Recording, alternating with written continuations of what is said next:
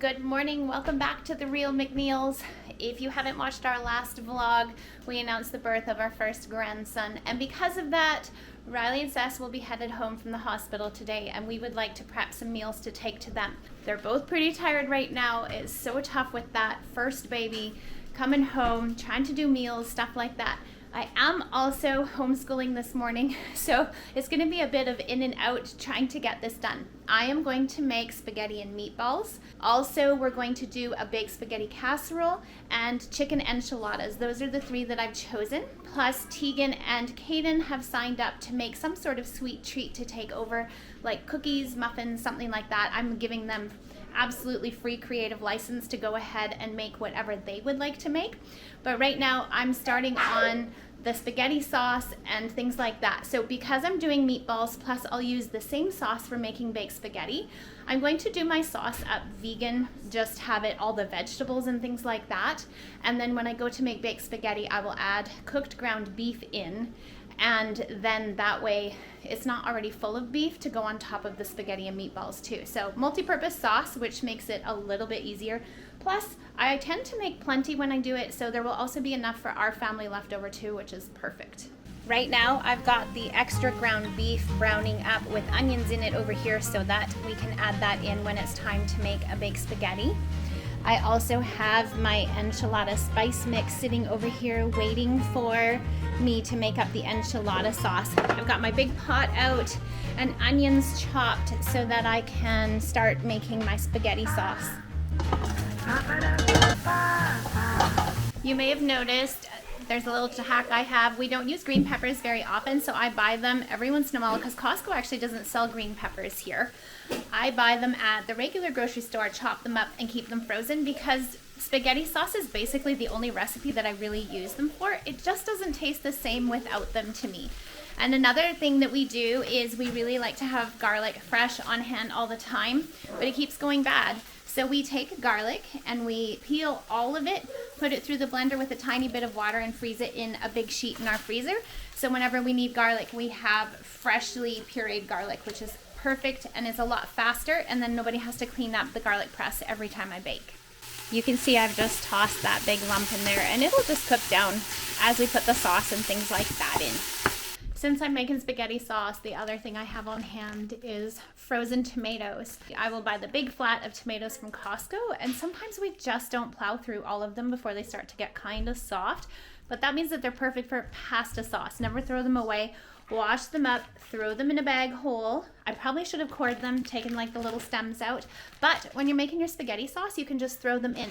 Just be sure to go back and peel their skins a bit later on, otherwise you will have chunks of skin all through your spaghetti sauce, and those are not fun because they actually turn a little bit hard and they will get stuck in your throat.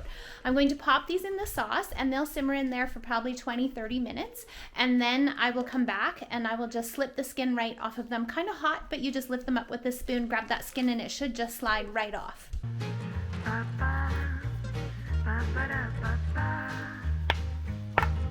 When you're in the middle of making spaghetti sauce and you realize that you're out of Italian seasoning. So I had to make up a recipe. We usually buy it from Costco, and I really like the one from Costco, and they don't carry it anymore. This happens often with certain things that we really like from Costco. Like, comment down below if we are not the only ones that go through that. So I've made this up. I think it smells okay. So I'm gonna put this in. We'll see how it goes. All you can do is try, right? Quick Google search and you'll have a good recipe. Just watch the ratings, make sure they're good ratings. Have a good recipe for making Italian seasoning. Anything that you're missing, any spice mixes you can usually make. We've made our own chili powder at times because sometimes the stores are just out. Okay, Addie's my cameraman here. I'm just showing you how it works to slip the skin off those tomatoes. And that's all there is to it. Now, if you pull the core out earlier before you freeze them, that usually works better. And those will just cook down, pull the skin out, and there you go. And I am working on a roux to start making my enchilada sauce. Spice mix in, we'll brown this up for a minute and then start adding stock. I've never bought enchilada sauce. I've only ever made my own. So I don't even know what store-bought enchilada sauce tastes like. The chili powder in this is getting smoky and it's starting to cut my breath off though. My enchilada sauce is all done.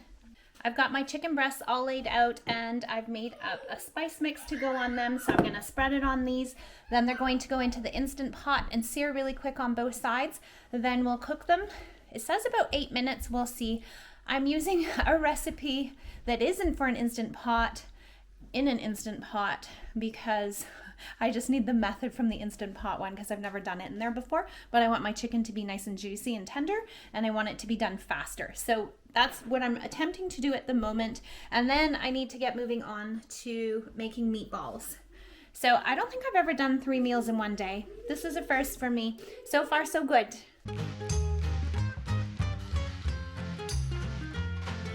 Slowly but surely getting these pieces together. I've got my chicken all shredded up over here. I used my mixer. That makes it super duper fast. And then I am taking bits and pieces of each recipe and piecing it together to make what I want it to be. So I have the sauce simmering here. It was quite watery because it was just what the chicken was cooked in while I put it through the Instant Pot. And then I noticed that the recipe that I like for chicken enchiladas actually has onions in it, and I don't feel like frying up more onions. So I decided to just throw them in the sauce and simmer them in there. They will cook hopefully quickly, and then hopefully we can start putting enchiladas together. It is beautiful out here, so Clancy and I went for a walk, which was a nice change of pace. Still have some more work to do in the basement in that one room, and I have a pretty good handle on these 3 meals. So maybe while I'm waiting for the onions to cook, what I can do is start putting together my meatballs. I have my enchilada chicken sauce, everything all mixed together, ready to go. I do need to run downstairs, my 500th trip down the stairs, to look in the pantry for some green chilies. I don't know if I have any or not. I've also mixed up our meatballs, but they call for onions and I was going to skip it. And then I thought, but why? Because onions add so much flavor. So I decided to go ahead and dice up a couple onions and cook them up. So I'm gonna grab lunch while I do that because it was time change last night. So it's 2 o'clock and I should probably eat. I'm thinking what I'm going to do is get everything totally ready to go, and then I'm going to get family help me create an assembly line. When I've made enchiladas before, that's what we've done, but we're throwing in 2 other dishes here. So I'm going to get the family on an assembly line with me, and we're going to knock this stuff out as fast as we can once everything is totally ready to go. So I still have to bake those meatballs, still have to cook up some spaghetti. There's just a couple little finicky things left to do, and then we'll be able to put all of these together. It's been kind of fun. It's definitely taking up the whole day, but we will have meals in the freezer, plus we'll have some for Riley and Cecily, and we're still waiting news to find out that they've even headed home from the hospital. It's been a slow go today. Doctor's taken a while to get there. One of the things I always tell my kids is to clean as you go. So I have a sink full of bowls at the moment, but I have been trying to clean as I go. My cupboards are covered in stuff. I still need to boil a pot of pasta. There's so many dishes. So I'm trying to clean as I go, mostly so my kids don't hate me later when they have like 2 hours of dishes to do because mom didn't clean as she went. I've cooked up those onions and now I'm going to mix it in. This is pork, beef, breadcrumbs, milk, eggs, salt and pepper, and now cooked onions. Gonna mix this up and get these in the oven. They're all done. Into the oven they go. I have at least that many more to make. So there's gonna be a lot of meatballs. Meatballs are done. Kato Boy is helping me out by scraping them off the pan. And then we're over here and we're starting to assemble some meals. Finally feels like we're getting somewhere. I've never actually frozen spaghetti and meatballs before, so this is just kind of trial and error. I hope that this works. I cooked the pasta a couple minutes before it's done. I'm hoping that we can just layer this up and then cover it in plastic wrap, foil, and freeze it.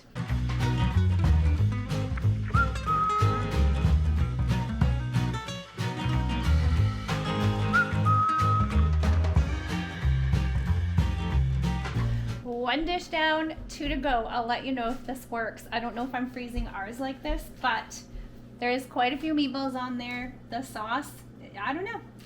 I hope it works out. It smells really good. We are ready to make the baked spaghetti. So we're putting spaghetti in the bottom of the pan. I took the ground beef that I had browned up and added it into our spaghetti sauce. so that it is now not just red sauce, it has meat sauce. And so we're going to take that and layer that over top so that we will create some layers for baked spaghetti.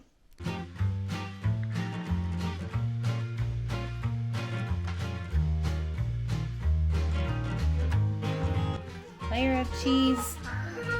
The dog's going nuts in the background here, sorry. Another layer of noodles over top. Another layer of meat sauce. You don't want to go too heavy on this one because there's something else that goes on top. But you do want enough sauce to cover it. This is a cream of mushroom soup. It's actually 2 cans because I'm making 2 recipes, batch for us, a batch for Riley and Cecily. So there's 2 cans of cream of mushroom soup and then about a cup of water in here, and we're gonna pour half of this over top.